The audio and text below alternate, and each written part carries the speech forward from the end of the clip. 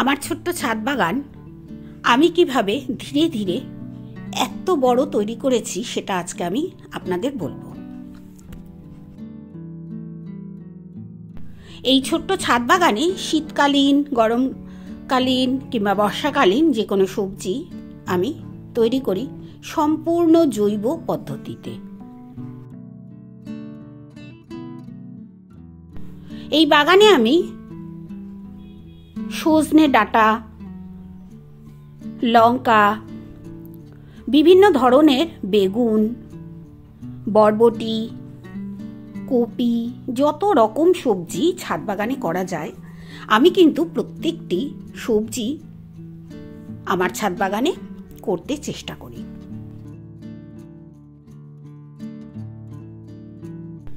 ছাদ বাগানে শুধু যে সবজি করি তা নয়, তার সঙ্গে যে ফুলগুলো আমার খুব প্রিয়, আমার খুব ভালো লাগে, সেই সব ফুলগুলো আমি কিন্তু ছাদ বাগানে রাখার চেষ্টা করি।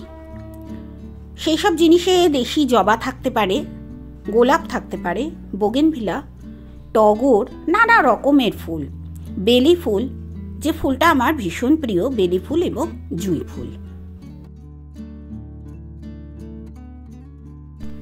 আমি গাছ ভালোবাসি বলে অনেকেই আমাকে কিন্তু গাছ গিফট করেন।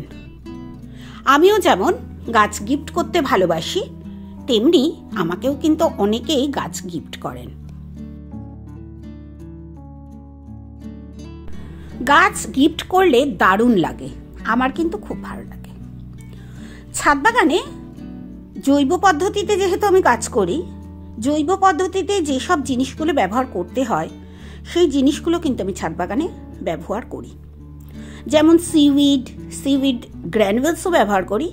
সিউইড আমি লিকুইড ফর্মে যেটা থাকে বোতলে, সেটাও ব্যবহার করি। তার সঙ্গে তো আছে অর্গানিক যেসব পেস্টিসাইড, সেগুলোও ব্যবহার করি, তবে খুব কম পরিমাণে।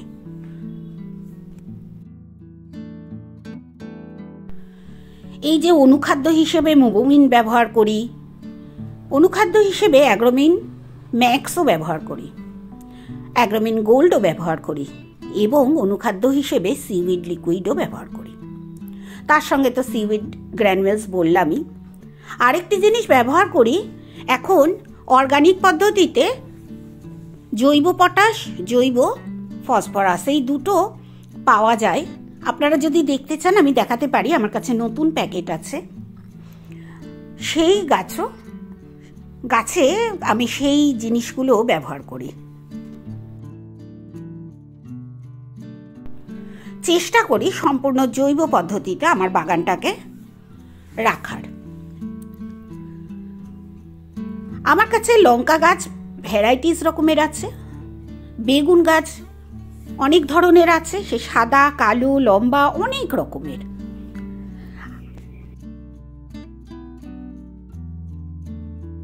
বেগুন গাছ খুব খেতে ভালোবাসে, একটু যদি খাবার কম হয় তখনই দেখবেন পাতার কিন্তু ডগাগুলো কিরকম ছোট্ট ছোট্ট হয়ে যাচ্ছে, পাতা গাছের ছোট হয়ে যাচ্ছে।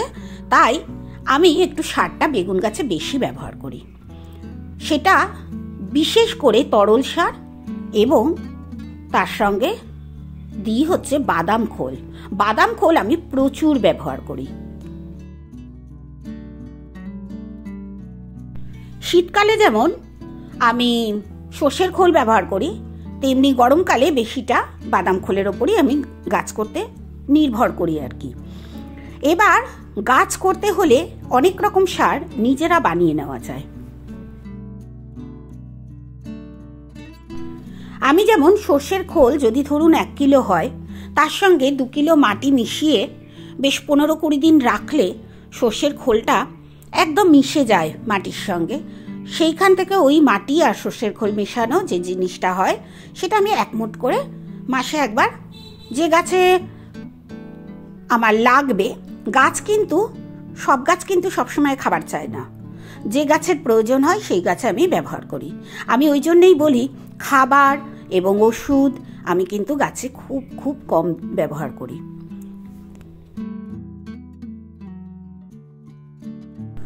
যদি আমি মাটির যদি ঠিকমতো তৈরি করি, শীতকালীন ফসলের জন্য আমি মাটিটাকে একটু বেশি খাবার দিয়ে তৈরি করি, গোবর সার বেশি দিই কিংবা কিচেন কম্পোস্ট, তাহলে আমি দেখেছি কপি গাছে আর খাবার কোনো দিতে হয় না, শুধু জল দিলেই হয়।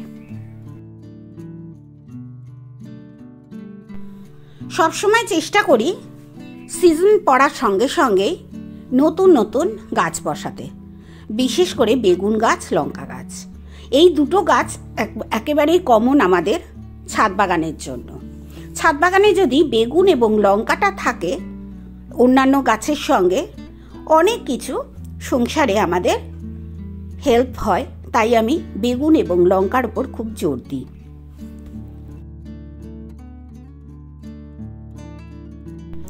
জৈব বাগান করলে খুব যে বেশি ফসল পাওয়া যায় তা কিন্তু নয়, লিমিটেড ফসল পাওয়া যায়।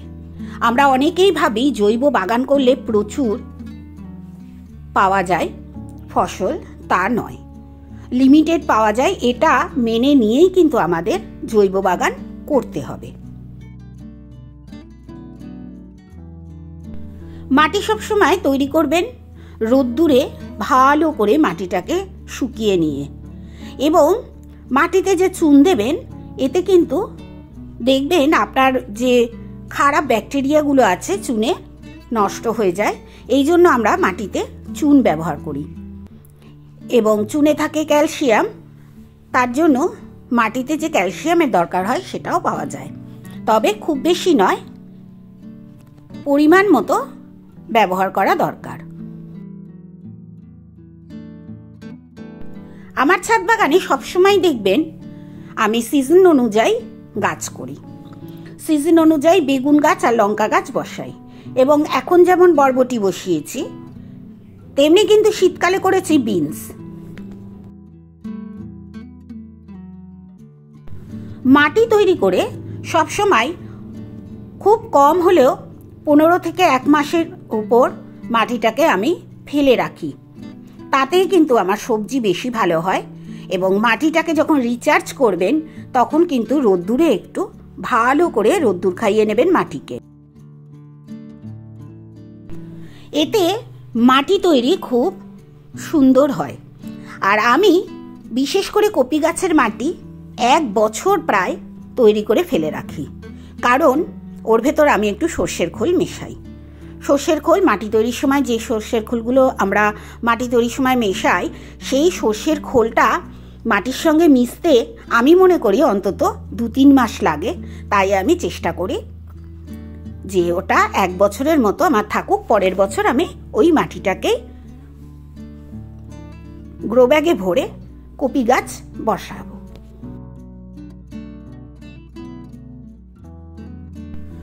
আমার ছাদ বাগানে যেসব কপি গাছ দেখছেন, ব্রোকলি, রঙিন ফুলকপি, এমনি ফুলকপি, সাদা ফুলকপি, কিংবা যেসব সবজি দেখেন শীতকালের সবজি, আমি কিন্তু একবারই মাটি তৈরি করি, ওই মাটিতে কিন্তু আর কোনো খাবার দিই না, এবং তরল সারও আমাকে ব্যবহার করতে হয় না। শীতকাল শেষ হয়ে গরমকাল পড়ছে, আর শীতকাল যখন আছে কিন্তু গরমকাল আসবে, এই সময় আমি চেষ্টা করি গরমকালের বেশ কিছু সবজির গাছ কিন্তু চারা তৈরি করে নিতে, আর এই চারাটা আপনারা সব সময় আমার ছাদ বাগানে দেখতে পারেন।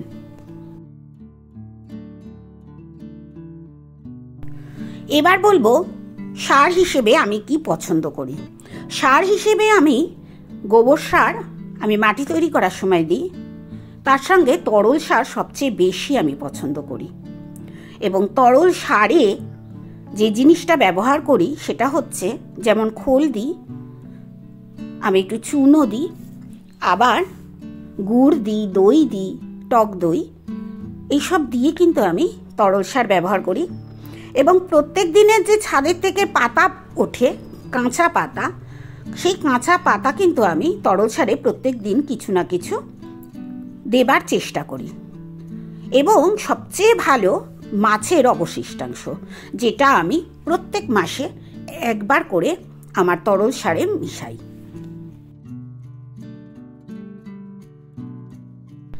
এরপর কিচেন কম্পোস্ট। কিচেন কম্পোস্ট তো আমি তৈরি করবই করব। যে কিচেন কম্পোস্টটা আমি তৈরি করি সেটা আমার এত সুন্দর কম্পোস্ট তৈরি হয়, যখন আমি গোবর সার পাই না তখন কিন্তু ওই গোবর সার আমার কাছে না পাওয়া গেলেও দুঃখ থাকে না, কিচেন কম্পোস্ট যেহেতু আছে।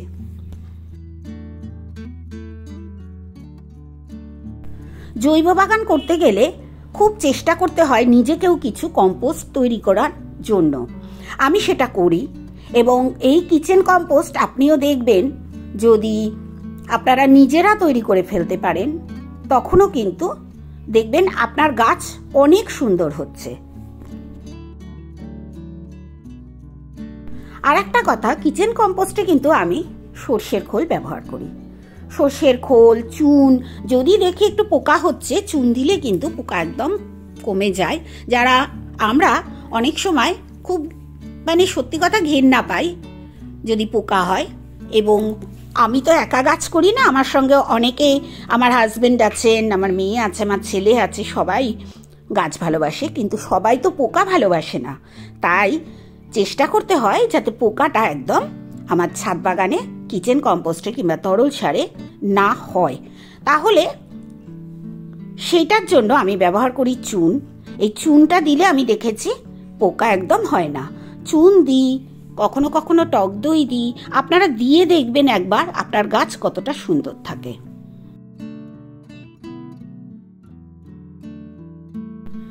গাছ করবেন জৈবভাবে, কারণ আমরা কিন্তু বাজারে গেলেই কেমিক্যাল দেওয়া সমস্ত সবজি কিনতে পারি। আমরা কিন্তু বাগান করি কেন? জৈবভাবে পাবো বলে। অর্গানিক ভেজিটেবল আমরা খুঁজি বাজারে গেলে, আপনি কোথাও খুঁজে পাবেন না। হয়তো কিছু জায়গায় থাকে, কিন্তু আমরা যেখানে থাকি সেখানে কোনো এরকম অর্গানিক সবজি আমি দেখিনি। এখন যে ওয়েদার আছে, এই সময় যেসব মাটিগুলো আমি তৈরি করি সেই মাটিগুলো কিন্তু এই রোদ খাওয়ানোর জন্য খুব ভালো।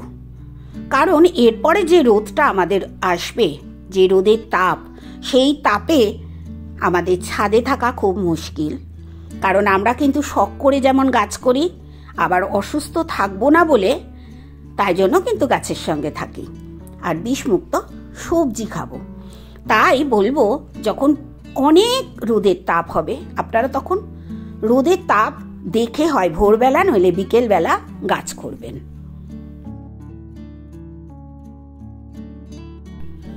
এই যে আমার বাগানের গাছ দেখেন, এই গাছগুলো কিন্তু আমি যখন অসুস্থ হয়ে পড়ি আমি কিন্তু ছাদে একদম যাই না। তখন আমার হাজবেন্ড শুধুমাত্র জল দিয়েই গাছগুলোকে বাঁচিয়ে রাখার চেষ্টা করেন। যখন আবার আমি যেতে সক্ষম হই ছাদে, তখন আমি আমার গাছগুলোকে দেখি এবং প্রতিটা গাছ কিন্তু আমি হাত দিয়ে ধরে ধরে দেখি। কোনো গাছে পোকা হলে তাহলে কিন্তু আপনারা নিজেরাই বুঝতে পারবেন। গাছকে সব সময় স্নান করানোর চেষ্টা করবেন গরমকালে। শীতকালে অত লাগে না। শীতকালে এবারে যে বৃষ্টিটা হলো, শীতকালে যে ধুলো ময়লা ছিল আমার গাছের উপর, সেই বৃষ্টিতে কিন্তু গাছগুলো একদম পরিষ্কার চকচকে হয়ে গেছে। এই বৃষ্টিটার পর আমি কিন্তু গাছ আবার ধুতে শুরু করেছি। তবে সব সময় নয়, এখন যে গরমটা আছে তাতে আমি একদিন অন্তর একদিন গাছ আমি ধুয়ে দিচ্ছি। গাছ যত ধোবেন আপনার গাছে পোকা খুব খুব কম হবে।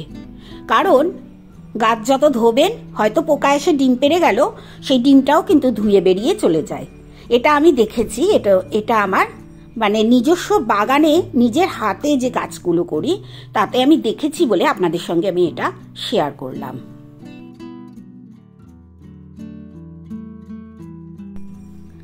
আমার চ্যানেলে যে সমস্ত গাছ দেখেন সবই কিন্তু নিজের হাতে করি। আমার কিন্তু কোনো কেউ নেই হেল্প করার, শুধুমাত্র আমার হাজবেন্ড জল এনে দেন। আর আমি যেহেতু বাইরে বেরোই না, আমাকে যে গাছের খাবারগুলো, শিংকুচি, হাড়কুচি, নিমখোল, গোবর সার, এইসবগুলো আমার হাজবেন্ড এনে দেন। এই সাহায্যেই কিন্তু আমি বাগান করি এবং চেষ্টা করি বাগানটাকে সুন্দর করে রাখার। এই যে পুদিনা পাতা দেখুন, অনেকেই বলেন হয় না, আমার কিন্তু প্রচুর পুদিনা গাছ হয় এবং কেউ যদি চান যে পুদিনার একটা ডাল দেবেন, আমি কিন্তু দিয়ে দিই। চেষ্টা করি আমার মতো সবাই বাগান করুন। বাগান করলে মনও ভালো থাকে, শরীরও ভালো থাকে এবং আপনার বাগানের সুন্দর সুন্দর সবজিও আপনি হারভেস্ট করতে পারেন। বাগান করবেন নিজের পছন্দে।